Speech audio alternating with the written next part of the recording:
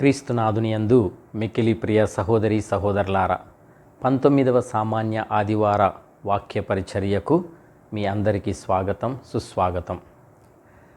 మన జీవితం ఒక ప్రయాణం. మన గమ్యం ఎటువైపు మనకు తెలియదు. అయినా ఈ ప్రయాణం కొనసాగుతూనే ఉంటుంది. అయితే ఈ ప్రయాణం చివరిన క్రీస్తును కలుసుకుంటామనేది వాస్తవం, ఖచ్చితం. మనలను కలుసుకొనుటకు, తన రాజ్యంలోనికి మనలను ఆహ్వానించుటకు ప్రభువు ఎల్లప్పుడూ సిద్ధంగా ఉంటారు. అది ఎప్పుడు సంభవిస్తుందో ఎవరికీ తెలియదు. కనుక ఎల్లప్పుడూ జాగరూకులమై, సంసిద్ధులమై మనము జీవించాలి. సంసిద్ధత అనగా ప్రతి క్షణము క్రీస్తు కొరకే జీవించటం. అలా జీవిస్తే ఏ క్షణములోనైనా ప్రభువును కలుసుకొనుటకు సిద్ధపడిన వారం అవుతాం. ఈ సంసిద్ధత మనము రోజు కలుసుకొని వారి పట్ల మన సేవా జీవితముపై కూడా ఆధారపడి ఉంటుంది.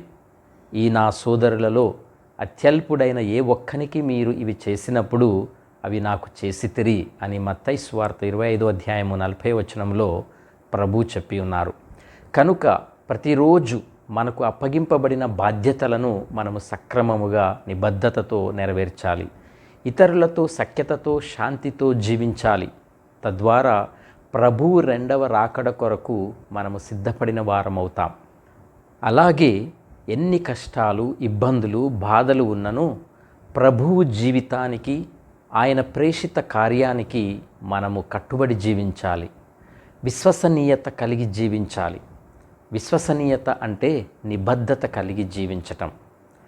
ప్రియ సహోదరి సహోదరులారా, సృష్టి ఆరంభము నుండి దేవుడు మానవునికి ఎన్నో వాగ్దానాలను, ఒప్పందాలను చేస్తూ వాటిని కార్యరూపణ దాల్చుతూ ఉన్నారు. ఆ దేవుని వాగ్దానాలను దృఢముగా విశ్వసించాలి అనేది ఈనాటి పఠనాల సారాంశం.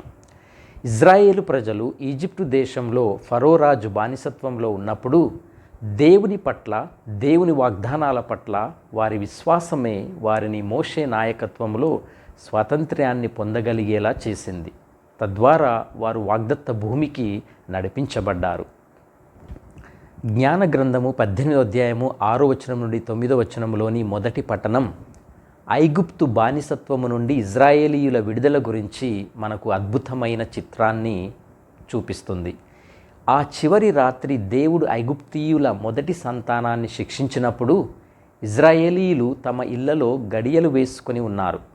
ఇది కేవలము భద్రత కోసము తీసుకున్న చర్య కాదు. ఇది గొప్ప విశ్వాస ప్రకటన. బయట ఏం జరుగుతుందో వారికి తెలియదు. వారు చూసింది ఏమీ లేదు. అయినా దేవుడు తమను రక్షిస్తాడని, వాగ్దానం చేసిన విధముగా వారిని విముక్తులను చేస్తాడని వారు లోతైన నమ్మకముతో, విశ్వాసంతో ఉన్నారు.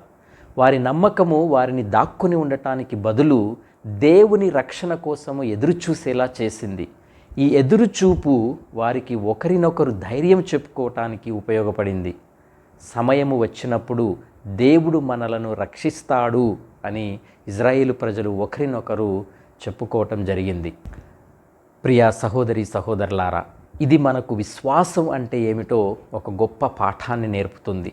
విశ్వాసం అంటే మనము చూడలేని విషయాలపై ఒక దృఢమైన నిశ్చయాన్ని కలిగి ఉండటం.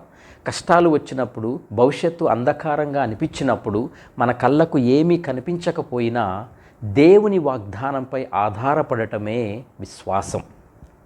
ఇజ్రాయేలీయుల విశ్వాసం వారికి రాత్రి చీకటిలో ఒక మార్గదర్శి లాగా, వారి కష్టాల్లో ఒక స్థిరమైన ఆధారంలా నిలిచింది. అదేవిధంగా మన జీవితాలలో కూడా మనం భయపడకుండా దేవుని శక్తిని, ఆయన ప్రేమను నమ్మితే ఆయన మనకు ఆశ మరియు బలాన్ని ఒసగుతాడు. ప్రియ సహోదరి సహోదరులారా, రెండవ పట్టణము హెబ్రీలకు రాసిన పత్రిక 11వ అధ్యాయము 1వ వచనము నుండి 2వ వచనం వరకు మరియు 8వ వచనం నుండి 19వ వచనములలో విశ్వాసం యొక్క నిజమైన అర్థము మరింత లోతుగా వివరించబడింది. బైబిలు విశ్వాసాన్ని ఒక అద్భుతమైన వాక్యంతో నిర్వచిస్తుంది. విశ్వసించుటయన మనము నిరీక్షించు విషయములందు నిస్సందేహముగా ఉండుట, మనము చూడజాలని విషయములను గూర్చి నిశ్చయముగా ఉండుట అని చదువుతున్నాం. దీని అర్థం ఏమిటంటే, మనము చూడని లేదా ఇంకా జరగని విషయాలపై మనకు గట్టి నమ్మకము ఉండటమే విశ్వాసం. ఇది కేవలము ఆశ కాదు, ఇది ఒక వాస్తవములాగా దృఢముగా నమ్మటము, విశ్వసించటం. ఈ విశ్వాసానికి గొప్ప ఉదాహరణ అబ్రహాము.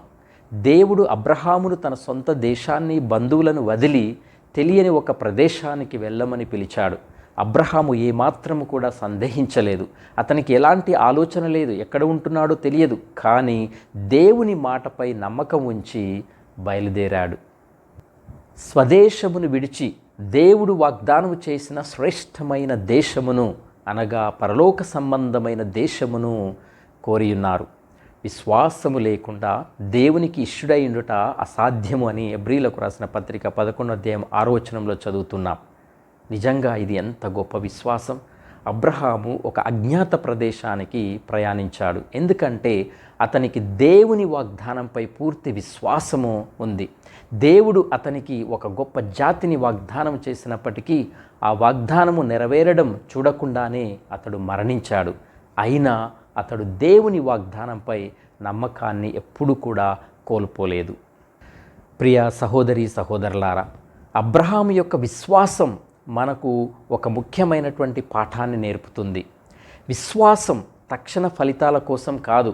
కొన్నిసార్లు దేవుని వాగ్దానాలు మన జీవిత కాలంలో పూర్తిగా నెరవేరకపోవచ్చు. అయినప్పటికీ దేవుడు తన వాగ్దానాలను నిలబెట్టుకుంటాడని మనం నమ్మాలి. అబ్రహాము వలె మనము కూడా దేవునిపై నమ్మకముతో మన జీవిత ప్రయాణాన్ని కొనసాగించాలి. ఆయన వాగ్దానాల కోసం నిరీక్షిస్తూ అదృశ్యమైన వాటిపై నిశ్చయముగా ఉండాలి. రాసిన పత్రిక 11వ అధ్యాయం 2-3 వచనాల్లో ఇలా చదువుతున్నాం. పూర్వకాలపు మనుజులు తమ విశ్వాసము చేతనే దేవుని ఆమోదమును పొందిరి.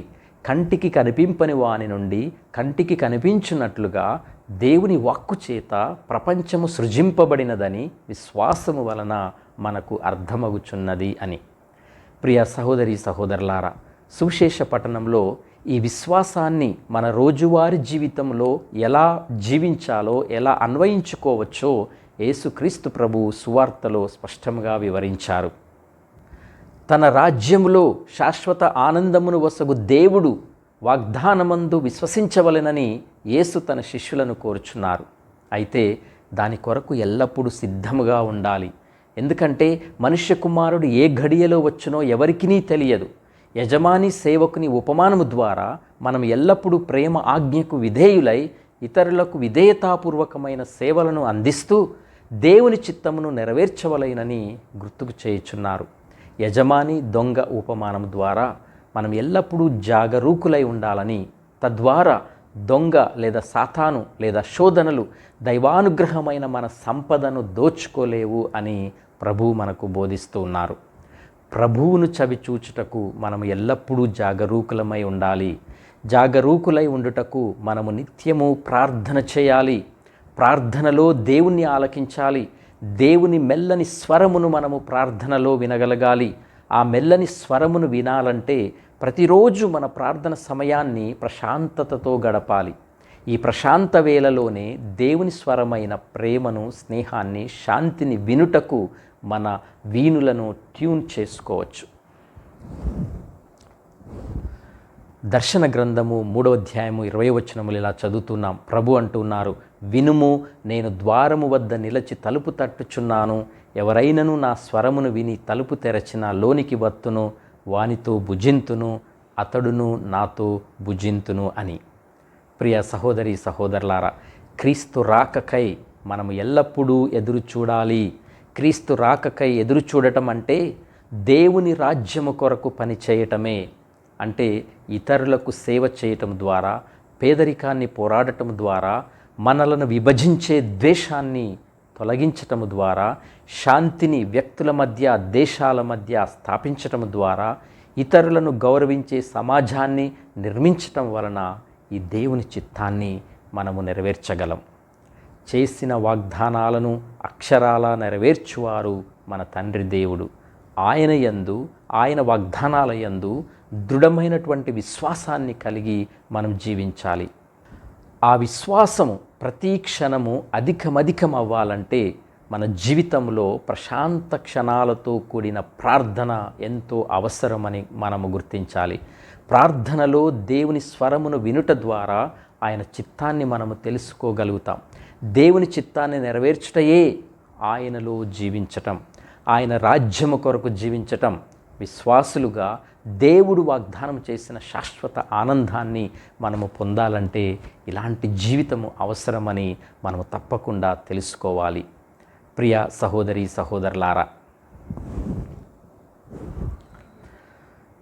సహోదరి సహోదరులారా, మనమందరము ఈ లోకములో ఒక ఆధ్యాత్మిక ప్రయాణాన్ని కొనసాగిస్తున్నాం.